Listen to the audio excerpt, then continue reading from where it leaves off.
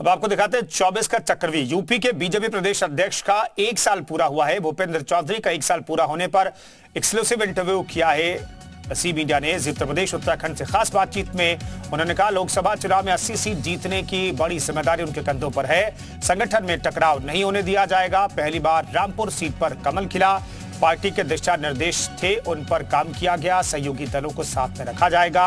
आलाकमान के तय अनुसार सीटों पर बातचीत होगी।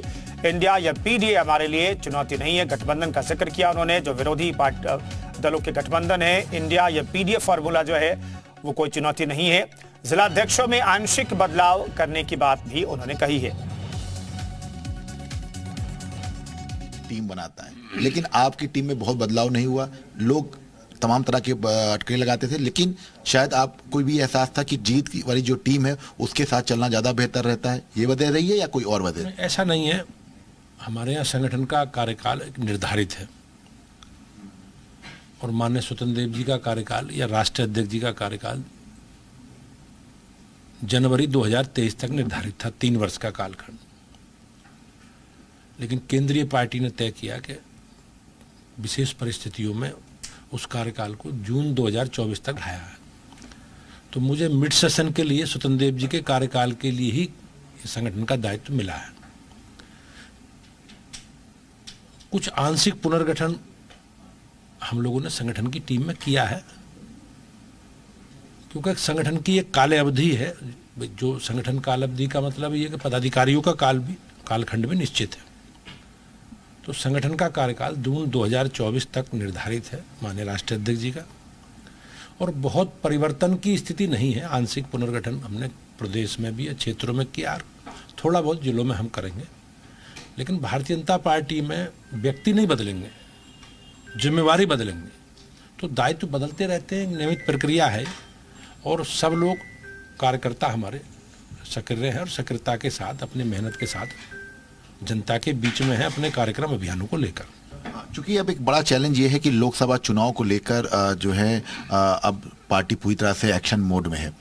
एक सबसे बड़ी दिक्कत आती है कि पैराशूट लीडर आते हैं, इसकी वजह से जो स्थानीय कार्यकर्ता हैं या जो नेता होते हैं वो नाराज हो जाते हैं। इसके लिए क्या कुछ प्लान तैयार किया है बतौर प्रदेश अध्यक्ष बीजेपी के?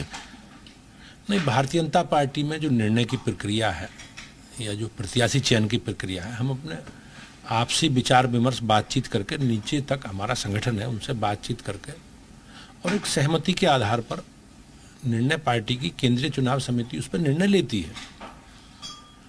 और भाई हमें चुनाव जीतना भी है, तो चुनाव जीतने के लिए पार्टी इस प्रकार के नए नवाचार भी करती है, नए प्रयोग भी करती है। लेकिन अगर आप सारे निर्णय देखेंगे तो कार्यकर्ता पार्टी के निर्णयों के पीछे खड़े हैं।